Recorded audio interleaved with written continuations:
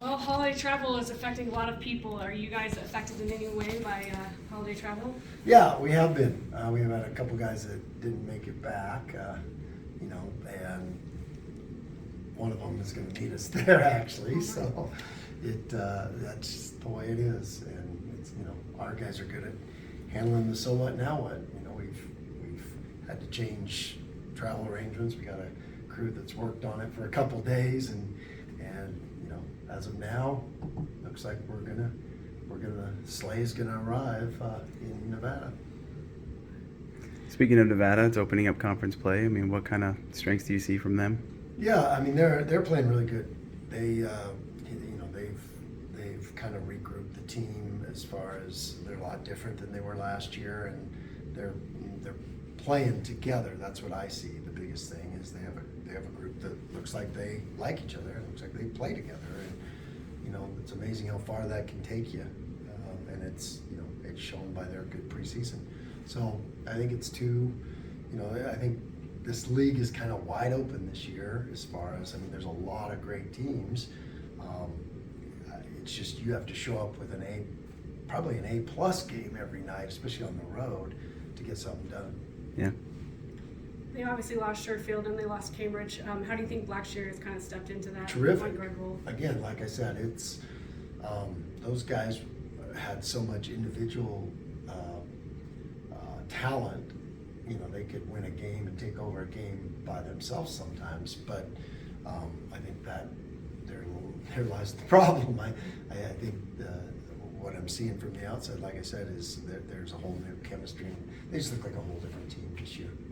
Do you expect Marcus Shaver to be back? I do. I'm hoping, keeping my fingers crossed there too. So that's a game time decision, but I'm cautiously optimistic. Has he been able to make an impact, maybe coaching players up while he's been out? I'd hope he's doing some leadership and things like that, but he's always making an impact wherever he is, but the biggest impact is we need him on the floor. We've got a lot of coaches in polos. I don't need Marcus Shave to be a polo guy. Mountain West obviously was a 4-bid league last year. How tough do you think this league is looking right now, just based on the non-conference play? It seems like I said, it seems like there's a lot of teams with a lot of strengths, and everyone has done a really, really good job in the preseason. Maybe one of the better preseasons this league's had as a whole, from top to bottom. And people had to navigate injuries. People had to navigate really good players out of the lineup, and they got some stuff done. So, like I said, I think every night it's from top to bottom. I think anyone can beat anyone. New Mexico moved into the top 25 today, or I guess yesterday probably. What day of the week is it today? Yeah. But how hot do you think that they're looking right now? Yeah, they're feeling great. Sometimes when momentum's on your side like that, the way they're playing, you almost feel invincible. It's funny. That's coaching. You can win 9 in a row and feel like we might never win. Never lose a game. Then you drop one, and it's like, oh my gosh, that's hard to win a game. But that's basketball, and that's college basketball right now. Especially now, it's just there's so much parity to it, and there's so many good players that if a team gets hot on a given night, doesn't matter who they're playing. I think Iowa was a great example of that. That team had no chance supposedly, and it was in wins. And that I think that's more. You see that more now than you ever have in college basketball. There's just way more parity, and there's way more, good players. So that's why it's so important to be able to take your best on the road, and you got to play a really good game on the road to accomplish the mission. Is this where you had anticipated the team would be at the start of Mountain West play? We got a lot done in the preseason, no doubt about it. You can't account for what injuries what's gonna happen. You can't account for all those moving parts, that sickness and travel, all the stuff that happens during the basketball year. But it's gonna happen, and you have to. I think we navigated it really well. Because December was tough with Shave being hurt, and we got him in the right game and at St. Louis, and he was able to help us get that done. And we probably don't get that done if he's not able to at least give us minutes that game. And then we were able to navigate some games without him, which helps develop your bench more. And that's, like I said, that was a big key to this team, and so hopefully that'll pay dividends down the road. Seems like a long ways away now, but coming off a loss, what do you think you learned from that loss? Just sometimes you just have, it was just, when you broke it down, I mean, we played a really good first half, probably could have been up a little more. They hit a shot there at the buzzer, picked it up off the ground.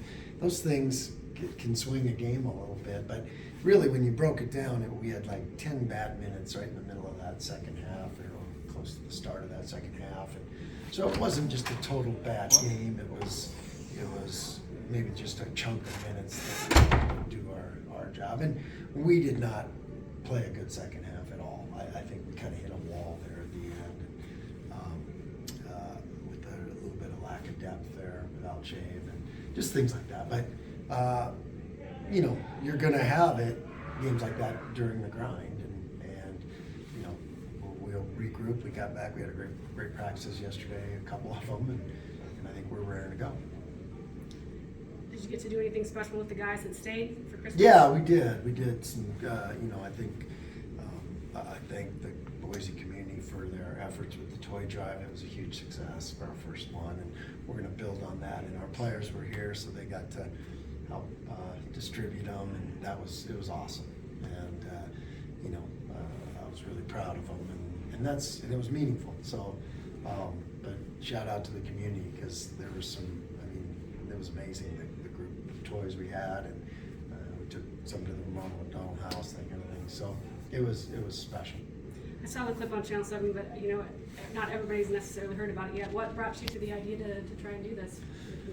Well, when we went down to Texas, we toured a Ronald McDonald House, and they told us about their toy room and their program that they have for the kids that are there over Christmas. And the light bulb just kind of went off on my head. I was like, I got a buddy who's a toy maker, and Mike Becker, the fun maker, and so I was like, let's get it off. I know I could have planned it 2 months before and done a better job, but I just wanted to get it going, and it exceeded my expectations for the first year. And he got involved and helped me out with it, and the community helped out, and the players helped out. So it was really, really special, and I'm so glad we got it. I actually talked to him yesterday, and he was super excited that we're going to build on it and have it grow and keep making it.